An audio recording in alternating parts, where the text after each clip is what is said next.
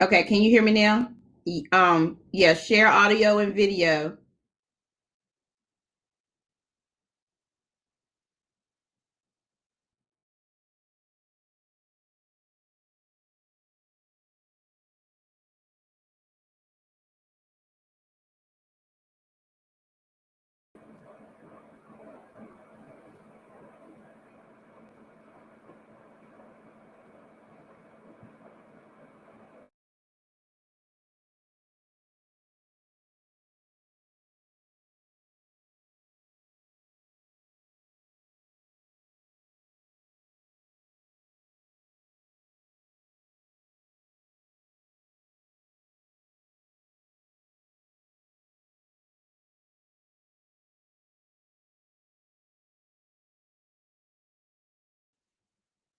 Good afternoon, everyone. We will start at 1 o'clock. If you can type in your name and your health department in the chat function.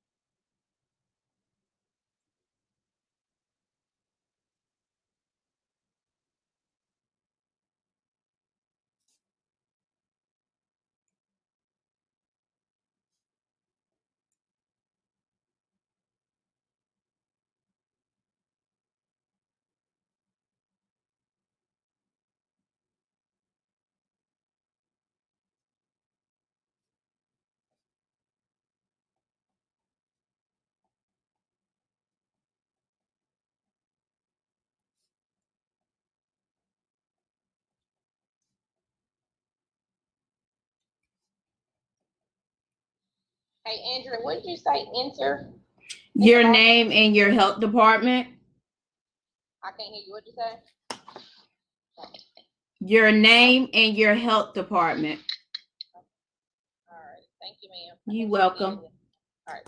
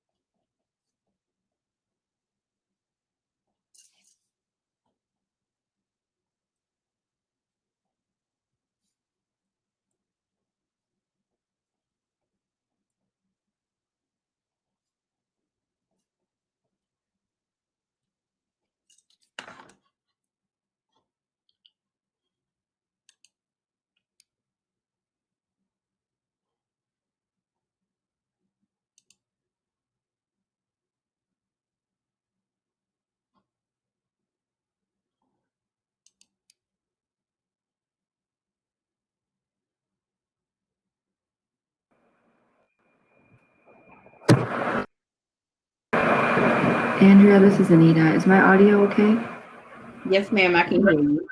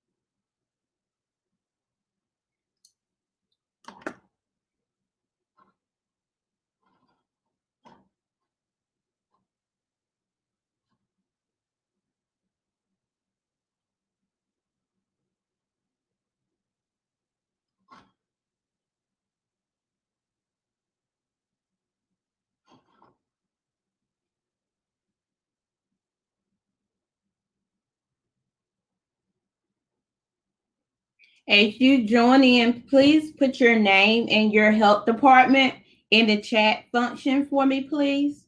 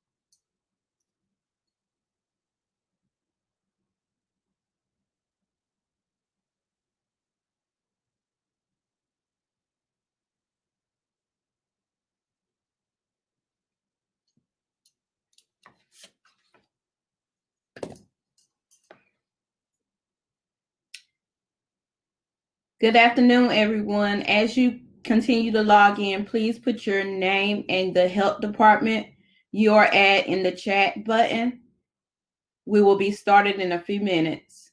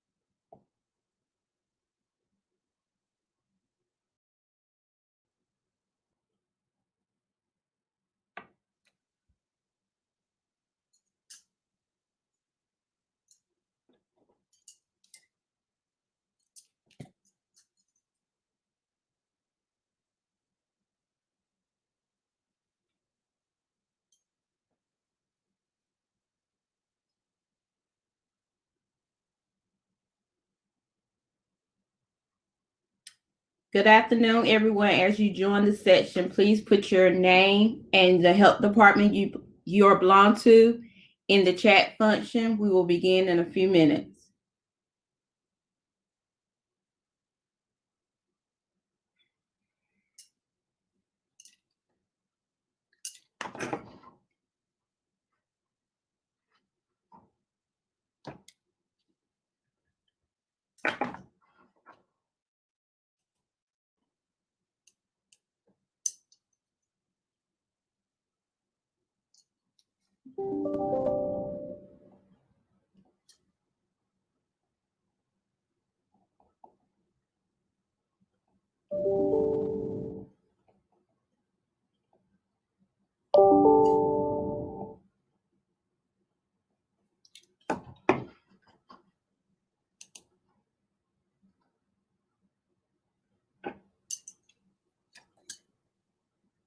Chris, can you put what health department you represent?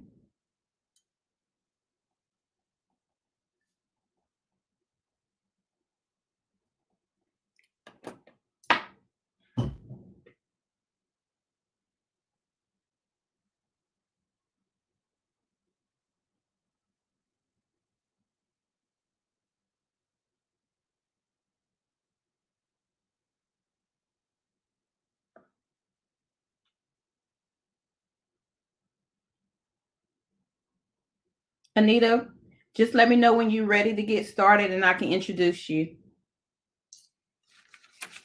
I'm ready when you are. Just let me know.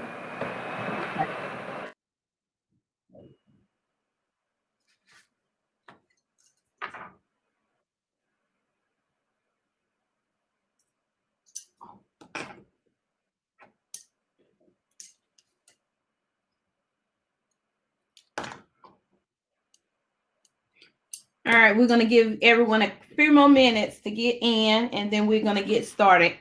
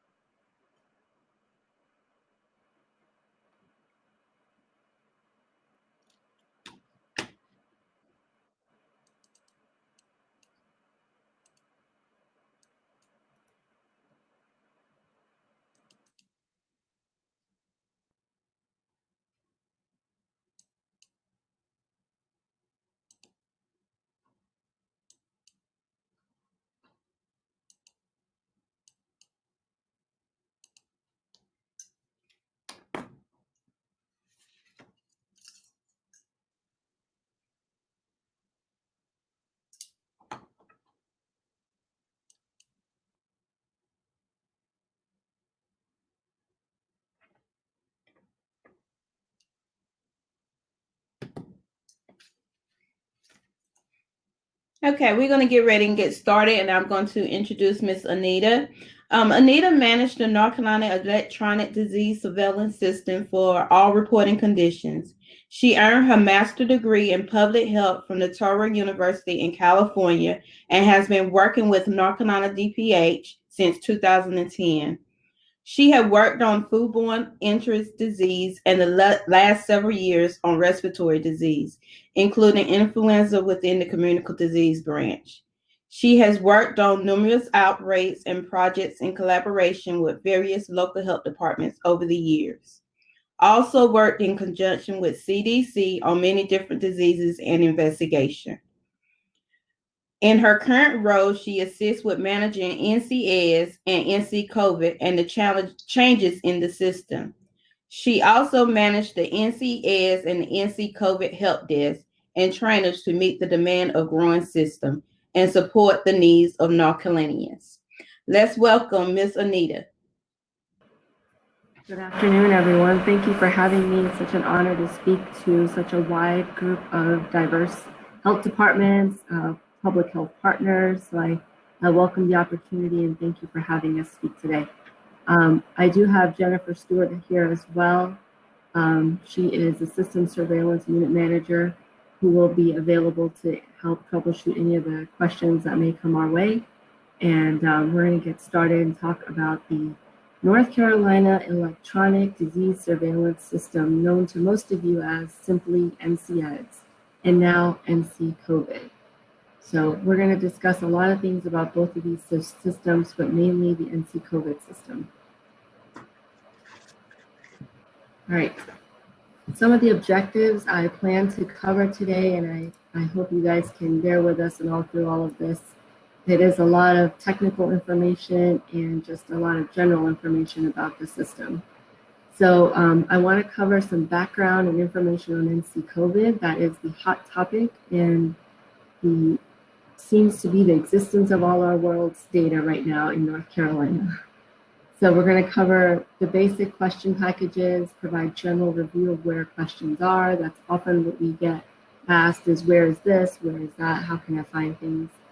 I'm also going to discuss briefly on fields used to update the dashboard, the key fields that are required, and what we like to see at the state level in terms of data in the system. Next, I will discuss some changes and updates. As you know, we're constantly evolving. We are in an evolving situation. So I will discuss some changes and updates that have happened to COVID and will happen more to come. So things we plan to change or things we recently changed.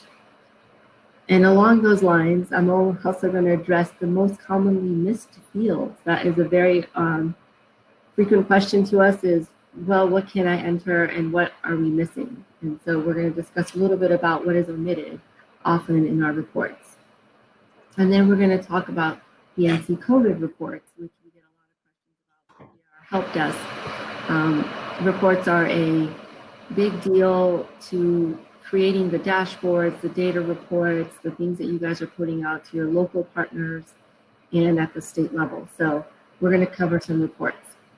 And then some time permitting, I do have a couple of extra slides on tasks and workflows, which is also something else that is in demand by local health departments for our staff. So I'll touch on that as well. So what is NC-COVID? NC-COVID is the North Carolina Electronic Disease Surveillance System for data on COVID-19 cases. It is a replication of the NCEDSS, the Electronic Disease Surveillance System, where we capture all the other information on the reportable conditions in North Carolina. Many of you have worked on NCEDSS and know that reportable conditions are reported in NCEDSS, and NC-COVID is the spinoff for COVID-19 cases. And I just want to pause and mention it is for cases.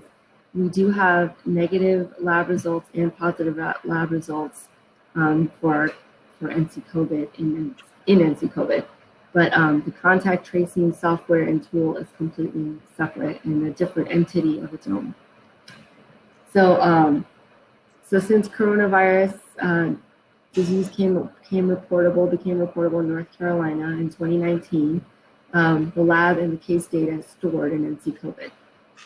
One day down the road, that is going to sound much different when we say COVID-19. Why is it called COVID-19? It came around, the respiratory disease itself was genotyped and came around in 2019, which right now doesn't sound that far ago. And, we've only been doing this for 8 or 9 months now. So keep that in mind, people. But one day down the future, it will sound very different.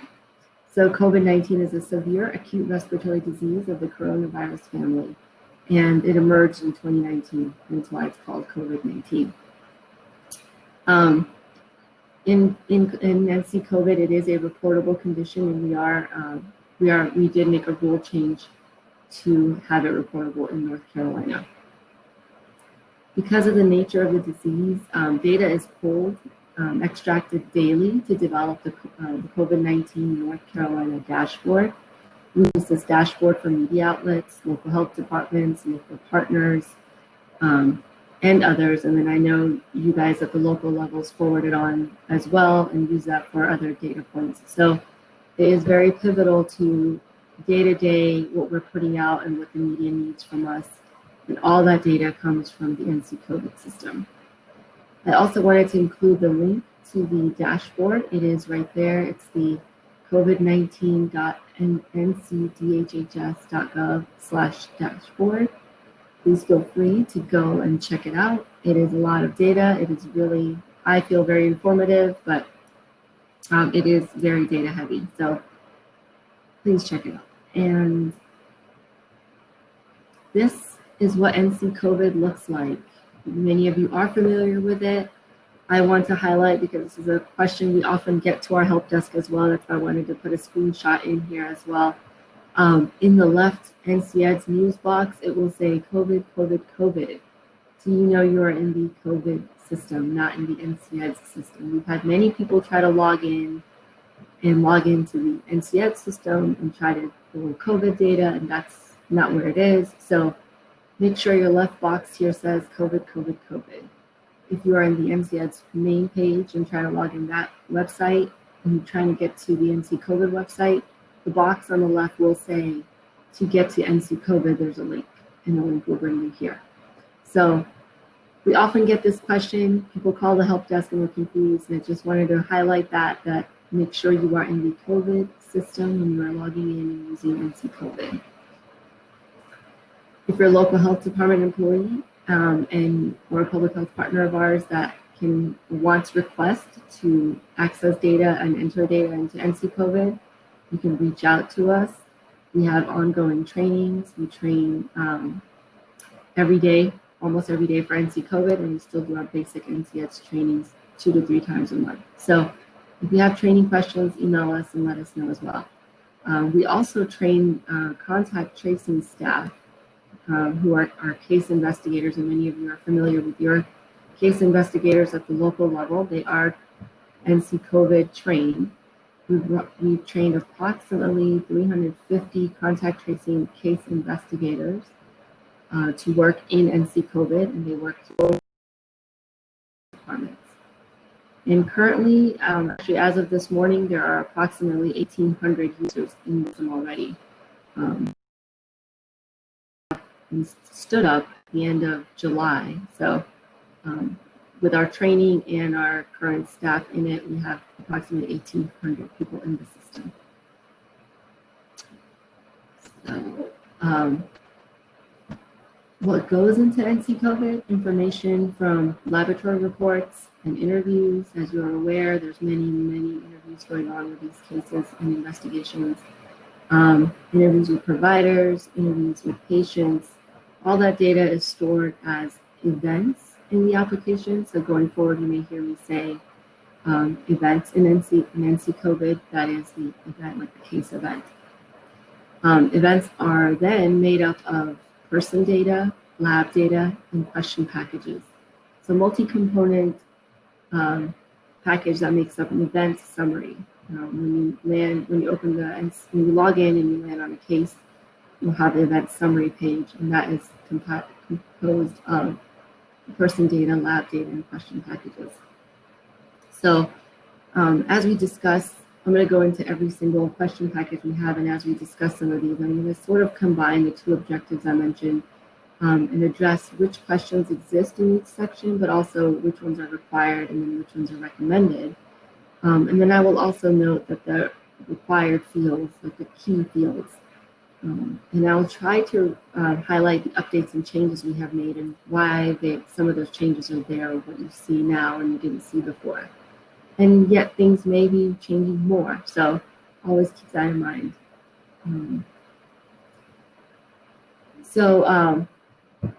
Getting into the question packages, there are multiple question packages to help collect the required information to conduct surveillance of COVID-19.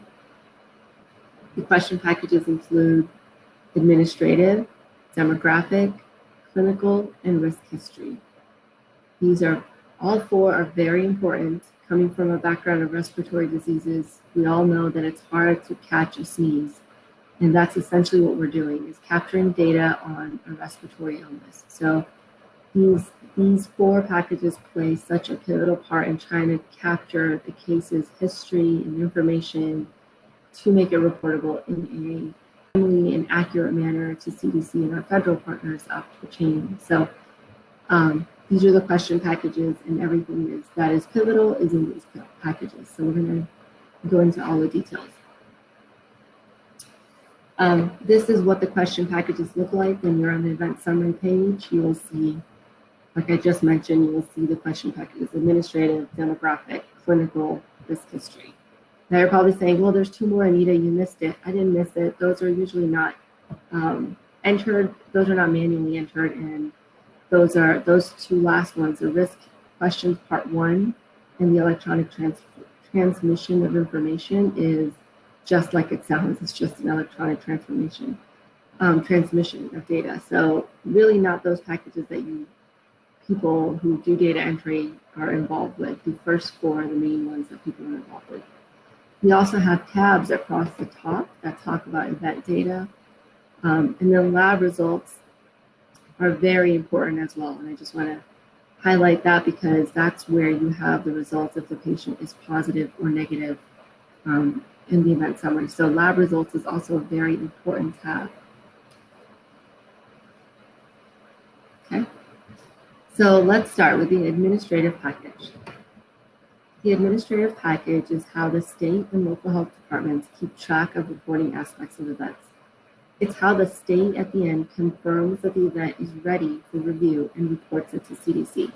It's also thinking about that along those lines. It's how the local health department confirms the event is ready and reviews it and reports it to the state. And then the state reports it to CDC. So we all play a hand-in-hand role to make sure the data is accurately representing what we see in North Carolina in our actions.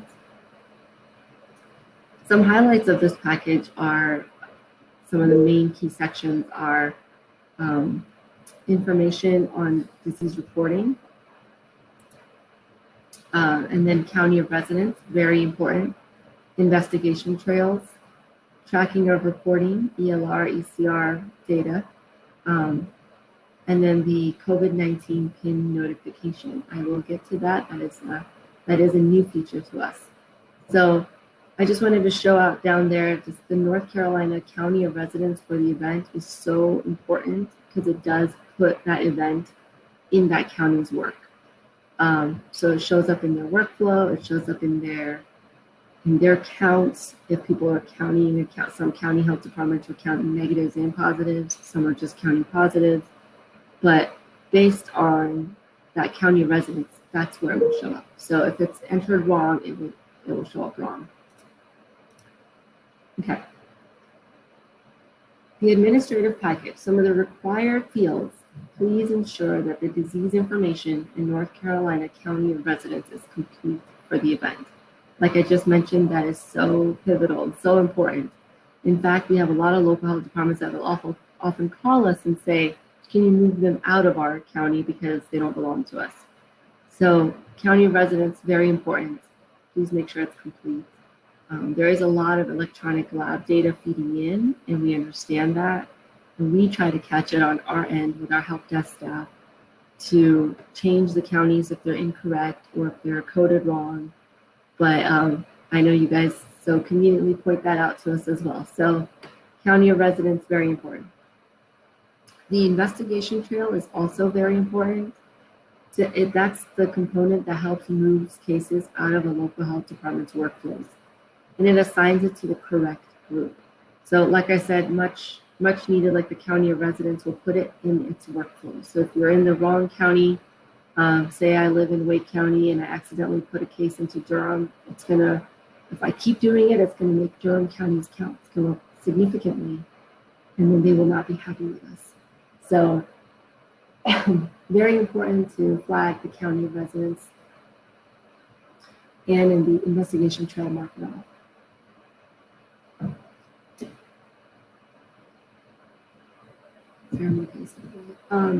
Okay. So the administrative package, the county of residence, must be filled out in order for the event to be moved to the workflow for the county of residence. You must mark confirmed if your lab is positive molecular test, that's a PCR, or probable if your lab is a positive antigen test. Again, antigen tests are also a new component. They are something that we are fitting into our system and learning as we go, and I'm sure you guys are learning as well. So currently, it's probable if your lab has a positive antigen test. Also, include your name as the authorized reporter. This is a very commonly missed opportunity here. What happens is the person entering the lab will put their name in and they do nothing else with the event. We need the authorized reporter's name and information in there.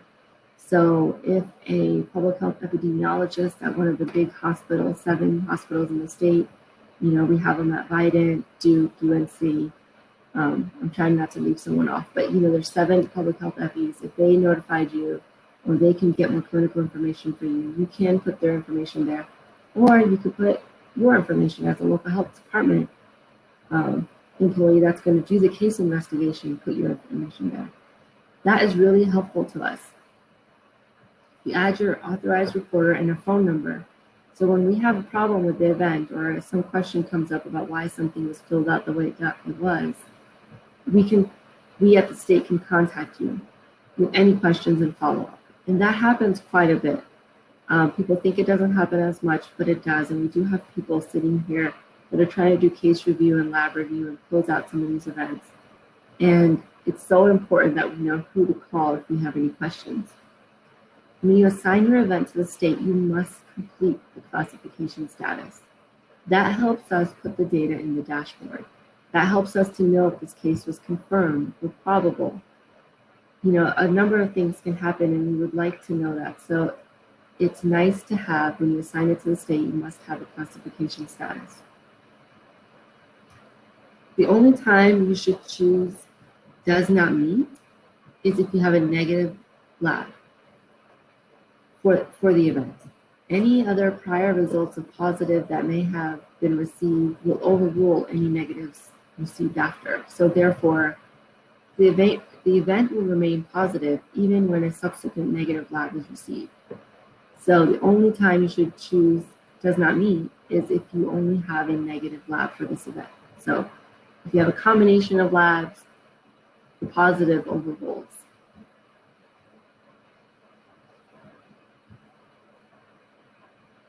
Okay. So based on what I just said and all that information, what happens is if a person has a positive lab and they're marked as confirmed, in the administrative package, you will see a COVID-19 PIN notification. This is a new feature. It is brand new to us. It just got implemented in early September. Once there's a positive lab, again, I'm just reiterating because people often say, well, it's not in there. Once there's a positive lab and the event is marked as confirmed, a PIN number will populate at the bottom in the admin package. This PIN number is needed to activate the app on a mobile device. So just today, I learned that over 100,000 users have downloaded the app for the Slow COVID NC with this PIN notification feature. So if they have a positive lab, they will call the call center that is affiliated with the app. Now, we didn't give out health department numbers or our number or anything like that because it is affiliated with the app. They need this PIN to activate the app. That PIN is at the bottom, so if they have a positive lab and they're confirmed, it'll populate. The PIN is active for a few days, 3 to 4 days, and then you have to generate a new PIN or it becomes expired PIN. It'll say expired next to it. The call center staff do have the capability to request and generate a new PIN and hand out the PIN to the participants that call them. These are people that have the app downloaded and they want their PIN to activate the app. They do have that capability to give out this PIN information. Once they give out this 8-digit PIN, they can activate the app. Like I said, over 100,000 have been downloaded to date this morning. So this is a new feature. It's there. It's at the bottom of the admin package. Okay, moving on to the demographic package. It's also very important. Most of the information in the demographic package is displayed from the Person tab. on the event summary page. But the person tab is not somewhere where you can edit. You edit in the demographic package. And so I wanted to highlight that. But the required components are, and this may seem like a no-brainer to most, name, date of birth, gender, date of death, if it applies. This, I know in a rush, sometimes things get omitted or hand key errors, but those are the fields that we really require. Name, date of birth, gender, and date of death, if it applies. Location information is also key. As you know, like I just gave examples, people often call us and say that these residents don't belong in their county, or they do belong in their county and they're flagged with a neighboring county's address. So we're constantly moving events in and out of people's counties. So what county you may start with at the beginning of the day may not be the same county at the end of the day. So location information is key. And if you notice that we're also onboarding a lot of new labs. If you notice that some of the labs are getting some zip codes wrong or marking them as wrong counties, please let us know. You can email the help desk. You can call the help desk line. Let them know. We will run it up the chain and try to see if we could catch those sort of mistakes or catch the mistakes and see if we could fix them. Sometimes, again, it could just be a clerical error or the way the system is set up. It could have just been a feed error. But if you don't let us know, we'll never know. So location information and address for patient is very important. The recommended fields are employment information, occupation, employer's name, and what kind of business or industry does the person work in. It is also very important because, as you know, with all the outbreaks we've had, it's very important to know where people work and what their sort of movement is. This actually field was added on recently. By recently, I mean it came in about 4 months after COVID-19 started. So early June is when we added the questions for the employment information. This information is in the demographic package. Next, we're going to move into the clinical package. This has all the pertinent clinical information. Anything you can think of associated with a respiratory disease is in the clinical package. The general diagnostic information section is required. This gives us an idea of when the illness started. You can see here that's what it asks, was patient symptomatic for this disease? Very important. And the date that best reflects the earliest date of illness identification, that's also very important. Sometimes you may not know that and you put in the date of when the lab was done, and that's fine too. That's the closest you could get. So there is a drop down there, and you can select some other options, but these data fields and these data points are something that we pull for the dashboard, and I will show you some examples of how that plays into some of the dashboard data. But this is very important to be filled out. If this information is missing, we will reassign it to the local health department to fill it out.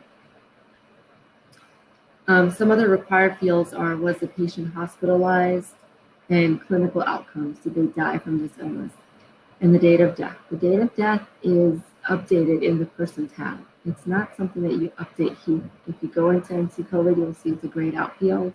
You'll have to go into the person tab to update it. And the person tab is on the event summary page. So I know it's a little confusing and a little bit all over the place, but in the grand scheme of things, it does make sense because that's your event summary. That's how you get all the information on the patient on a quick glance. So it is in the person tab and not actually within the clinical package. It does feed here and it will be filled in automatically. So very important. And of course, if there's a date of death, you have to change the disease to COVID death, especially if you're dead from illness. Some of the recommended clinical fields some of the recommended fields in the clinical package, that you should fill out are any information related to hospitalization. That's a very important data point as well. We are looking at that and trying to figure out how many people are hospitalized and trying to correlate some of that data to our syndromic surveillance data to see what we can capture. So any information related to hospitalization, any clinical findings, symptoms, any predisposing underlying conditions, that's also very important. Just with my background work on respiratory diseases and general knowledge, people know that people with underlying conditions have a higher rate of susceptibility to influenza and other respiratory diseases. So not saying anyone has immediate time to look at this data right now, but that would be something that we could also look at, is if any predisposing conditions exist and those people are highly susceptible to getting COVID-19 or not. So some of that data, filling it in now, really helps to do some future investigations and look into data. Nothing really has been updated in the clinical package or added recently. And I say that recently, in the last 6 months at least, nothing has been added. A couple of things were updated early on. And I know there was a new symptom or syndrome that was associated with a loss of taste in COVID-19 patients, and that we did not add on here. It is an ongoing question if we're going to add it or not. So there are a couple of new things, but nothing has been added yet to the clinical package or updated. Okay. Moving on to the risk history. This question package covers so much information, a lot of details. This is essentially the details about the case's exposures. What the event did they travel to, where do they work, what locations, healthcare visits, living situations, where do they live, what kind of community they belong to, things like that. So a lot of information here. A lot of this information is pulled and looked at daily, and I'll discuss some of that in the reports, but you guys should be aware that this is very, very important. And some of the required fields are, and I'm going to give you what they are and then a little breakdown about what they mean. So there's a behavioral risk and congregate living section. If the patient resides in a correctional facility, barracks, homeless shelter, school, or assisted living facility, let's fill that in. That is very important. And I know you guys are thinking, well, if I select yes to any of those, Anita, there's a whole slew of questions that open up. Yes, they do. But that's what's important. We need to know where they live and how long, and if, essentially if there's another outbreak or a connection to these people. So schools, assisted living facilities, any of these, very important to fill out the behavioral risk and congregate living section. The healthcare facility and blood and body fluid exposure risk is also an important section. On the next screen, I'm going to show you where, this is how those questions look.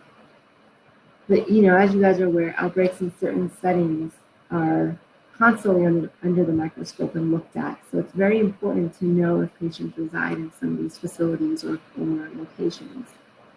And some of these places are hard to quarantine or isolate people in these large group settings. So very important for us to know. All right. Sorry, my blurriness on this slide, but I tried to make the image as big as I could from the package itself. So during, you can see here behavioral risk and congregate living questions.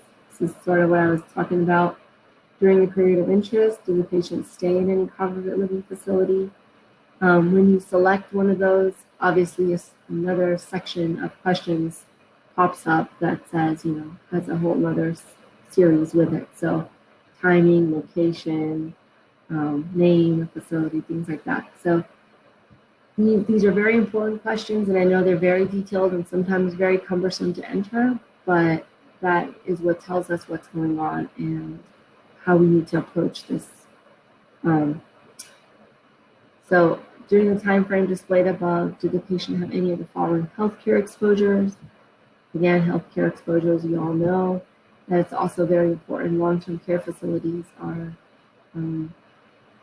big group homes that, any of these things have really high standards and really hard to contain COVID outbreaks in. So much like our influenza work as well, respiratory diseases are hard to contain generally in the general population, let alone these high-risk, closed-knit community sections or exposures. So very important for us to know that.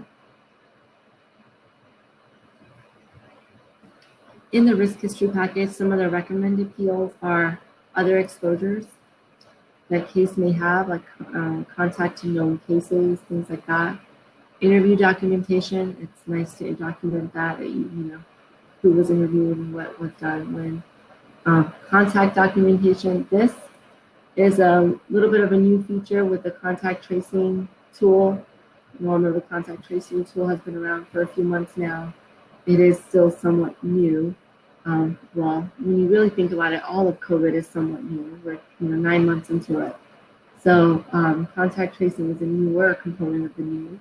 And documentation here can help with that link with that tool. So documenting any contacts here helps us, link them in the contact tracing tool, the number of contacts the person may have had, and if their interviews were done or not, things like that. Helps us with the CCTO tool, the contact tracing tool as well. So very important. Another component of the risk history package that is also very important and kind of looked at really closely right now are the child care school college section. This section was recently updated. It helps narrow down the facility where the student attends. So if you're a Wake County resident, that your children go to school in Durham County, to add that in, once you select the county of the school or the county of residence, it'll populate those schools in your county. We tried to eliminate hand key error and actually listing out the schools and childcare facilities in that county. So it helps, with the typing errors and errors that may come up. So this section, although it looks like may not have doubled in size, in the background it did double in size because all those fields are sort of already pre-populated for you to select. So when we ask 14 days prior to symptom onset, does the patient attend the child care? Is patient a student?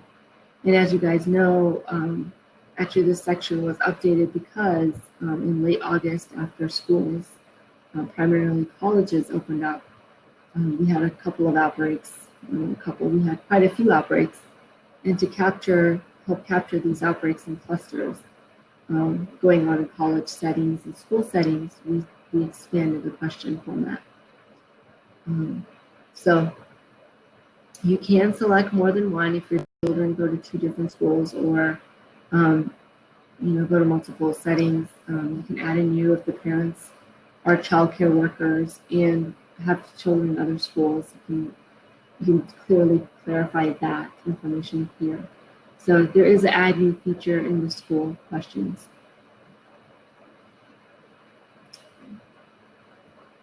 The risk history question package, this set of questions are from the Part 1 form. Many of you are familiar with our communicable disease Part 1 and Part 2 forms. The link is in the EPI book and the CD manual. That's where all our reportable disease information is, stems off of, and the manual is there, and then there's a Part 1 and Part 2 forms for COVID only, and that's where these questions stem off of. And a lot of them, we actually make the Part 1 and 2 forms very similar to the layout of NCEDSS and NC-COVID. So if anything changes on one or the other, we have to update the other system as well. So that's where the forms lie. And I know a lot of health departments are using the forms to complete the data and then hand key them into NC-COVID. So that's where the forms are. All right, I'm going to switch over to the data dashboard. I just took snippets. I didn't want to overwhelm people with the data dashboard. I did share the link earlier. You guys can go on, take a look. It is a beautiful page, very colorful, very data heavy. I just wanted to show, as of yesterday, the number of North Carolina COVID-19 total cases. And the numbers are listed by county, so there is a total number per county. Because I'm in Wake, I'm going to say, I could point out Wake County has 18,463. And as there are more cases, the shading changes. So the darker the shading, the more cases you have in the county. This is on the dashboard. This is part of our dashboard. This is how it all ties in. So if you're wondering, I'm manually entering data after data and not knowing how it will, where does it go? What does it look like? This is what it looks like. This is one component of it. These are where all the numbers go and add up. So this is why it's important. Something we also say in training, what you do matters in NC COVID and NCEDSS because everyone's looking. When we put these dashboards online, everyone can look at them. So data extracted from NC COVID is used to generate these maps, tables, and the graphs that I'm going to show. And these are populated daily. So keep that in mind. This is updated daily. I'm going to show you another one. This a little hard on the eyes, and I apologize. But this is to show you the COVID cases by date. And as an epidemiologist who doesn't like to look at a very pretty epicurve, and that's what this is. It's a very pretty epicurve of the cases we have and where we are and just how we've been doing. So total COVID cases by date of specimen collection. And I wanted to pause and let you guys know when I said the lab tab was very important. We do have a date of specimen collection, and some of that data is pulled. All of that data is actually pulled by that variable, and that creates this graph. So, every little component of data that you enter does play a big part, and it does display somewhere, and someone is looking at it. So, keep in mind what you are entering does make a huge impact for North Carolina, especially in our residents.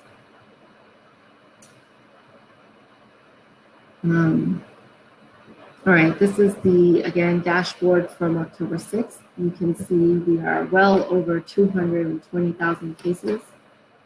Some of the things I wanted to highlight, and I don't think my animations are going to come up on this. Okay. Some of the things I want to highlight, we're over 220,000 cases. On October 6th, we had 1,500 new cases.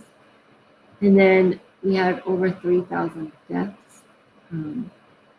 If you guys are familiar with an average flu season, when we put out the flu numbers and we say a data, deaths occur in this given time frame, they're nowhere near this number. And just goes to show, like, even those numbers are looked at weekly, so this is looked at daily. This is a big number of deaths for us. So that data is there. And again, this data is all coming from NC COVID. So it's interesting to see what you guys are entering and how people, even at the local level, data entry staff that are just data entering away, this is where it all plays a huge part.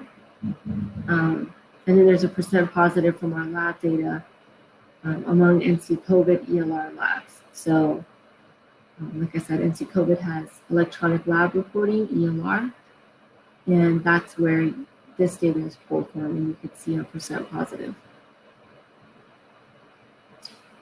Okay. If anyone comes up with any questions along the way, please write them down and I will be happy to address them. Or you can enter them in the chat as well. Okay, so next I wanted to go through some, and I separated this out purposely because I didn't want to combine and confuse people, but most frequently missed fields, very, very frequently missed fields, and often questions we get, or we send it back and then we get the question, well, why'd you send it back?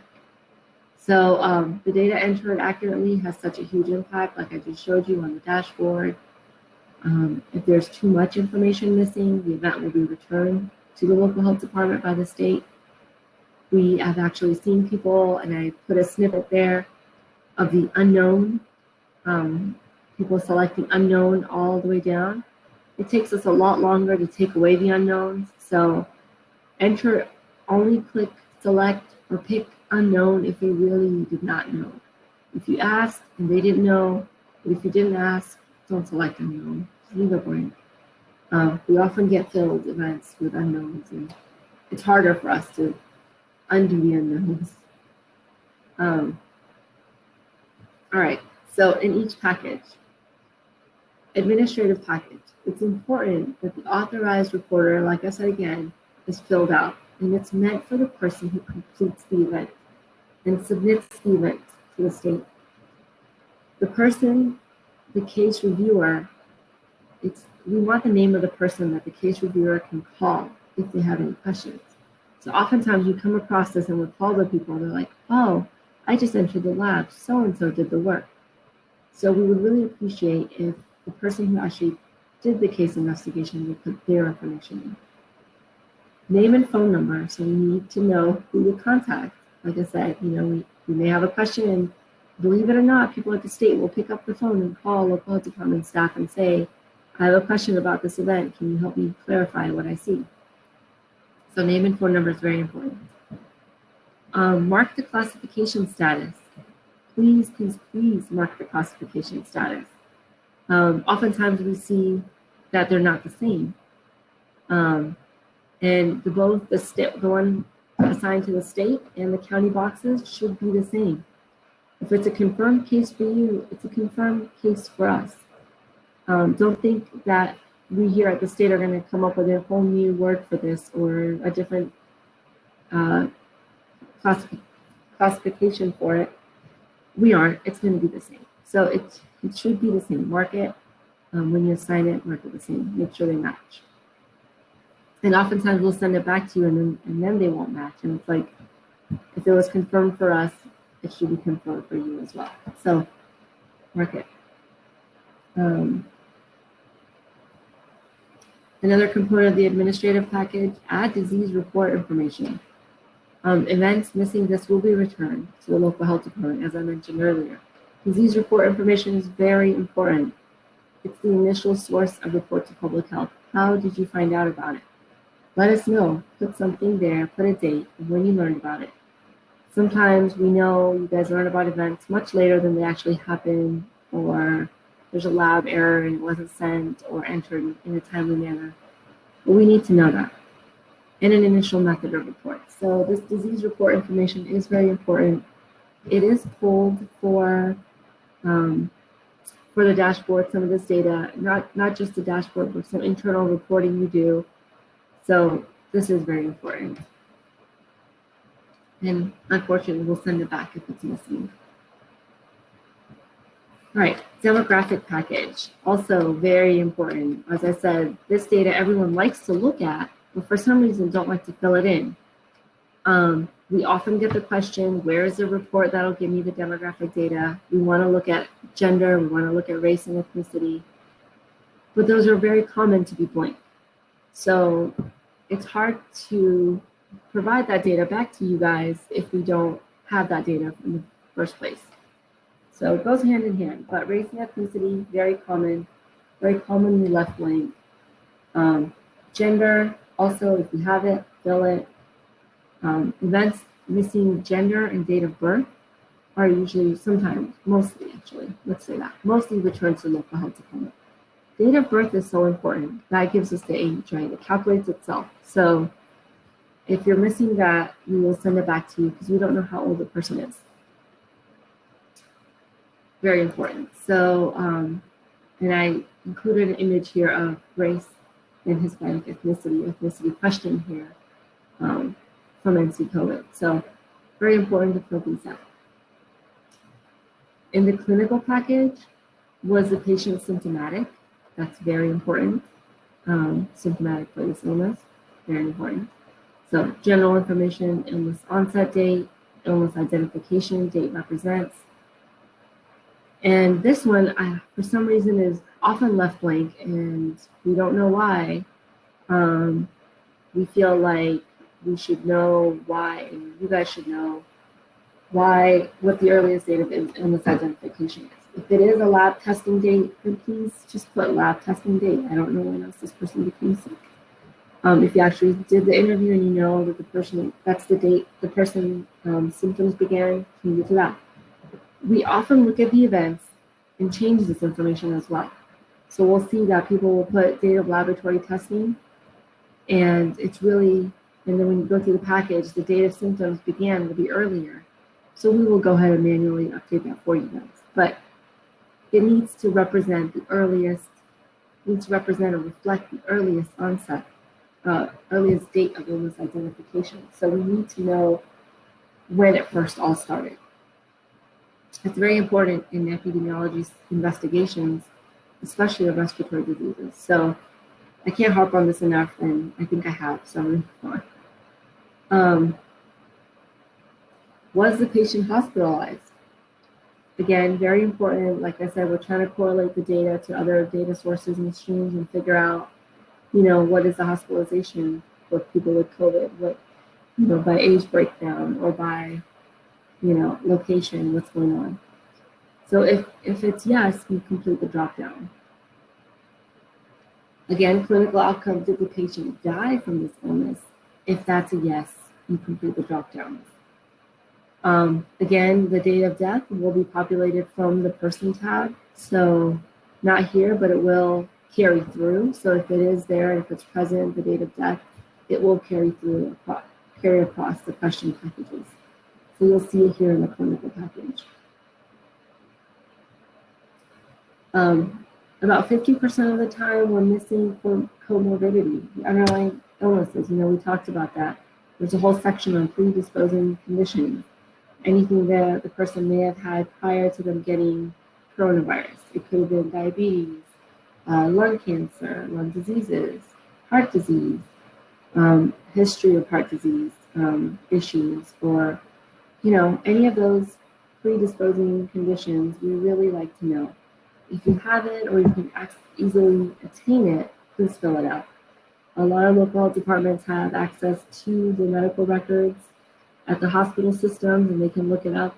Actually, you guys can look it up quicker than we can. We don't have that sort of access at the state. So we do rely heavily on what you guys send us. So if you have it, fill it, and we greatly appreciate it.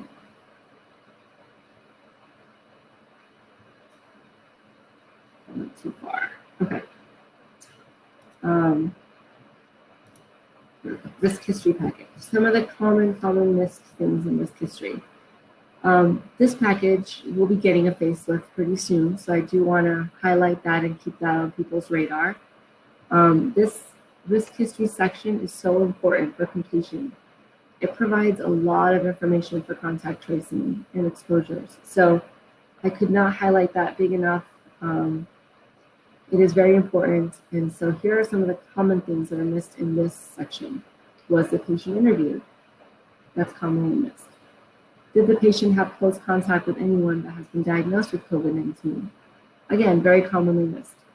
And these are very important fields for us to know and pull data on to know if the patient was interviewed or not, or what happened, essentially.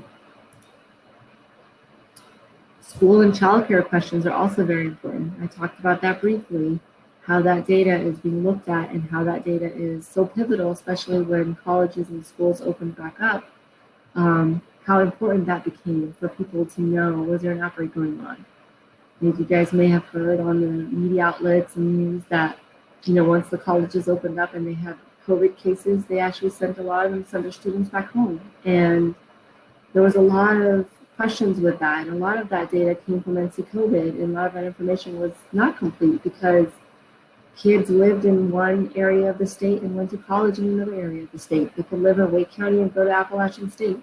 And then they count as a Watauga County resident and not a Wake County resident. And then they come back home to Wake. And it's just been a mess. But these are very important fields. So they were recently changed, but they're still most commonly missed. And this helps with the contact tracing with school outbreaks. So very important. And we will provide instructions on how to link cases in the future. We are going to work on some of that, linking cases to schools and outbreaks. But yeah, very, very important section. No question. All right. Next, we're going to go into reports. I'm going to get some water real quick. Sorry. Okay, so reports. We often get questions on reports. What can we pull? How can we organize the data?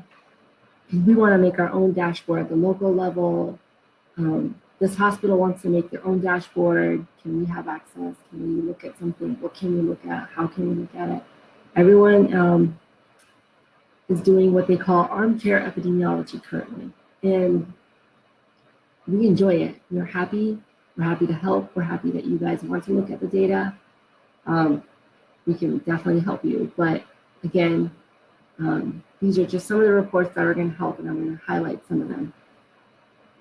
And I got a little reminder, a gentle nudge from my IT partners that said, remind everyone, please do not run reports for more than 1 month at a time. It causes some system issues. So if you guys are running if you say, I want a COVID report since COVID came around, it's like January, February, these reports are huge and they take a lot of burden and time on our system, strain on the system essentially to pull it. So it's nice if you want to pull some reports in 1 month intervals, keep it, and then merge them together. That would be the easiest way to do it.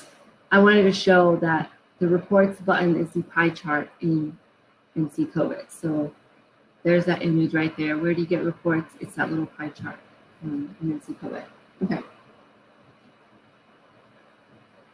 Our daily extracts pull a combination of reports to get to where we are. So I wanted to show you that. All right, let's talk about some of them.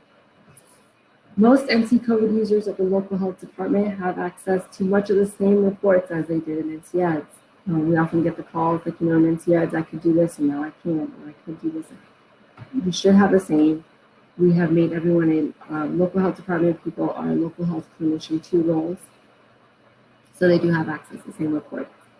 Depending on what variables you want to see or review, you can pull a number of reports and organize them in the way you want to. The first thing to do is start by asking, what do you want to know? Like, what do you want to see? What do you want to know? I want to know the number of positive labs in my county, for example. You look for existing questions in NC COVID. Okay, that would be the lab tab. I could pull something from there. That can help me get the answer of how many labs are positive in my county. You would organize an order of importance for your audience. If I'm presenting this to hospital staff, I would present it differently and say, give a little more testing background and lab numbers and information. If I'm presenting it to school teachers or a group of school administrators, I may not give as much clinical or lab-specific data that I would to clinicians, for example. So organize an order of importance of what you're presenting to the audience, and then be open to add and update. NC COVID has a lot of data and a lot of information. Sometimes it could take you down a rabbit hole. Keep in mind what you really came to look for and try to stick to that. Be open to adding and updating data points as needed, but make sure your first question is always answered. I think most people get flustered and call us when they can't answer their first question, and then they go down a rabbit hole and find out all sorts of other information. So keep that in mind. All right, so frequently used reports. I'm going to go through some of them that we like to use at the state and that we use for the dashboard. Under active surveillance, the all models identified cases and contacts line list by event create date. That's a major report. Answers most of your questions. Has a lot of key case level data. It provides you with date of birth, age, gender, specimen date, lots and lots of information. That's a very, very important report, and we do use it a lot. The active surveillance general communicable disease COVID-19 lab results line list by event create date, also a very important report. When I was just giving you the example of I want to know how many positive labs are in my county, I could pull this report. It provides me with a date of birth, an age, a gender, and more lab-specific data. It tells me the test was done, the type of test, the results, and if it was, positives and negative labs. So you can use this to calculate the percent positivity in your county. So very important report.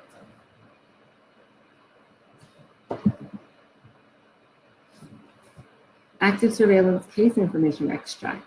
This provides an extract from selected question packages. So you would select the event create dates you want to view. And like I said, select approximately 2 weeks to a month. That would be the best. and then those are the dates you want to view, and then select the packages you want to extract data from.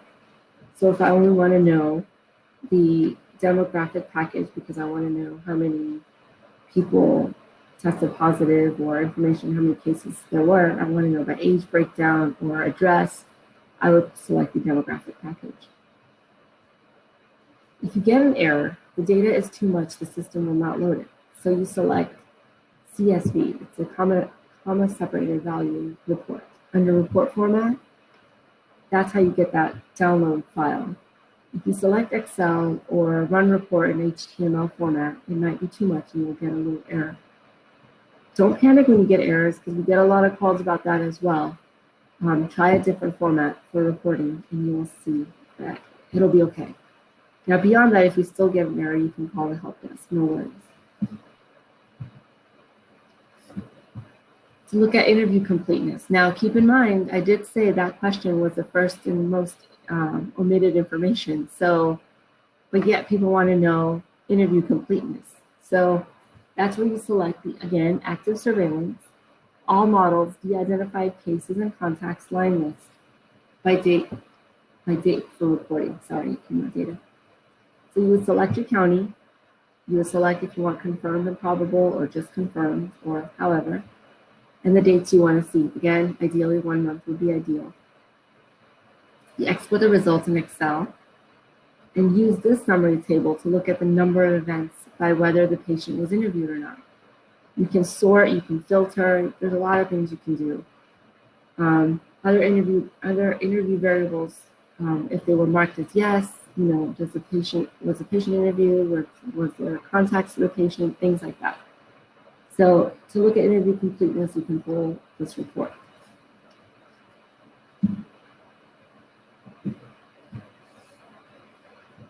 A couple of other reports that are very important. There are audit reports. Local health departments can check on how much work is being done by running some audit reports. They're pretty self-explanatory if you look down at the audit report tab. Case information extracts, we do have produces an extract of all the questions from the selected question packages. So the case information extract you would pull based on the question packages you want. You would select the question packages you want. Like I said, if you want just demographic, you would select that. And based on the event create date, so you would pick going a month back or between a month. Any of these reports are also very accessible and easy to use, and give you data in an easy format that you could manipulate easily. So if you want another report or cannot access some reports or have questions on specific reports, please email the help desk. We also at the communicable disease branch have an EpiData team email set up, so if you want to email them, they're happy to help as well if they can. If not, we'll get you someone that can. But yeah, any questions, please let us know. We could definitely guide you in that direction. So next, I have a couple of things on tasks and workflows, but I want to see how I'm doing on time. Andrea, am I okay on time?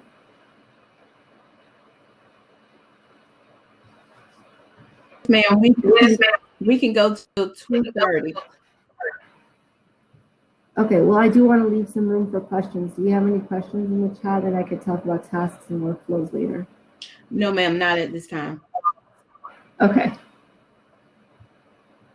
Okay, then I will continue. I'll go into tasks. This is something that has come up recently. People wanted to know how to use tasks, so users can create tasks directly through some workflows. The lab results file disease workflow, you can create tasks there, or using the task tab in an event, you can manage tasks via workflows. They do populate, you can assign tasks to yourself or to your team. And again, we could do some specialized focus trainings for your health department or for your group if you want, but these are just some of the questions that have come up, so I'm going to show you something about tasks. There are task-specific workflows as well. If you're using tasks, you can go in and see some of the things below, like what is assigned to you, what you have assigned, some overdue tasks, completed tasks. You will see this workflow image in your workflow if you start using the tasks. If you don't use them, nothing will be there for you to see. If you have not used TASK and would like to, you can let us know if you want to learn how to use them or would like to learn more about them. Please email us NCEDSS trainings, and we could do specialized trainings for your team.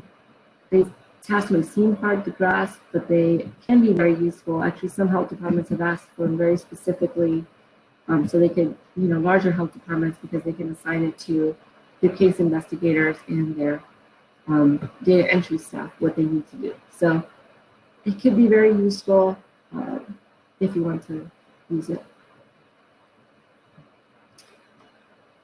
We often get questions about workflows, so I just wanted to touch a little bit on that. Some of the commonly used workflows are local health department acknowledgement needed. Well, I guess I also want to mention that workflows will be getting a little facelift as well. We realize that the names mimic exactly what they did in NCEDSS, and so we are going to change the format of those. So that there's a little tweaking there, but nothing is going to shuffle out of place, just the names will be modified to better match. The local health department acknowledgement needed workflow, that's where the events need the local health department to acknowledge them. There's an actual question that you can select, was this acknowledged by the local health department, things like that. So there's a workflow for that. There's outbreaks currently assigned to a local health department. These are outbreaks that we at the state, or if the state staff creates the outbreaks, they can assign to a jurisdiction. So that is a workflow. Lab results, viral diseases. NC COVID is all viral diseases, so the lab result review workflow at the local level, it's most commonly used. A lot of data entry or lab entry staff will tell us that that's how the case investigator does their work, finds events assigned to them in the county by this workflow. Sometimes it's hard to see if multiple people, many hands in the pot, accessing that workflow, but it can be very useful to, like, as a starting point. It has one or many users at the same time, which can get confusing, but it is a very useful workflow. The next three are the CD events submitted for review and approval. There's the original assignment workflow. That's exactly what it sounds like. It's originally assigned to your county. Sorry. I'm losing my voice here. It's originally assigned to your county, events that you have to work on and move out of your assignment, your jurisdiction. We also have a local health department to local health department transfer. If you need to transfer to surrounding counties or neighboring counties or across the state, as we saw with these college outbreaks. So if you want to transfer between counties, this is where they will fall. I advise every local health department to go in and look what's in there for you. It may be different than what's in there for somebody else. You may have nothing, and that's great too, but that's where these go. And then lastly, we have the events submitted for state reassigned to local health department from state. So the state reassigns it. Like I was saying in multiple slides, I've said that if there's missing information or data we need, we may reassign the events back to you. So these are the events that were sent back to you from the state. That means someone reviewed it and found something that needs to be added, so we assigned it back. You should review these events and then reassign it back to the state for closure if possible. So we really appreciate that work together to make sure you can assign them back to the state. Like I said, briefly touched on it. I'm open for questions. Actually, here we go. Questions, comments. Here's my email address. And yeah, I'll open up for any questions you guys have.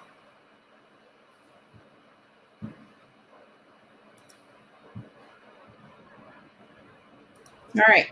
Anita, I'm looking in the chat box and we don't have any questions at this time. If anyone have any questions, please put it in the chat box.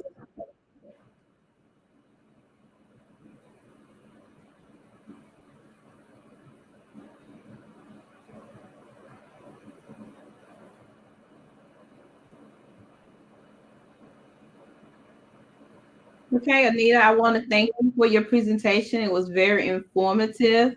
I do know I had some questions that came to me about will we be able to get a copy of your PowerPoint?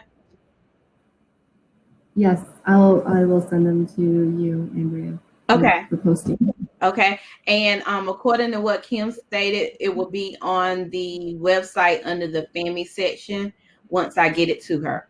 So if anyone would like to have a copy of Anita's PowerPoint, it will be up there.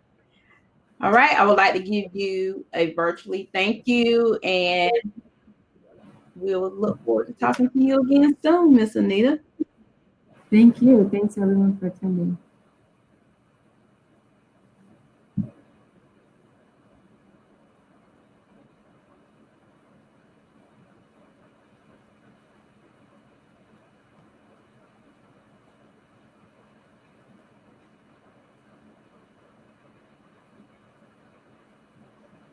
All right. Thank you, Anita, so much.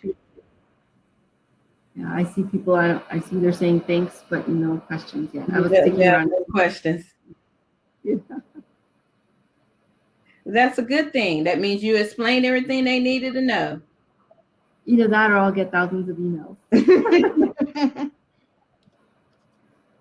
Yeah. But thank you. No, this was great. Yeah, let me know if there are any, and I can definitely help.